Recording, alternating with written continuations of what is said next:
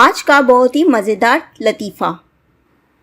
ایک خیراتی ادارے کا رضاکار چندہ مانگنے گیا۔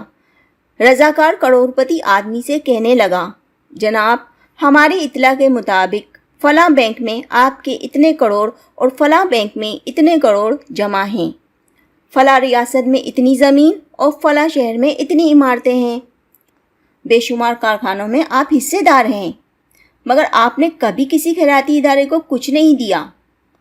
کروڑپتی آدمی نے کہا، آپ کو پتہ ہے میری ماں فلاں شہر میں اکیلی رہتی ہے، ان کی آمدنی کا کوئی ذریعہ نہیں۔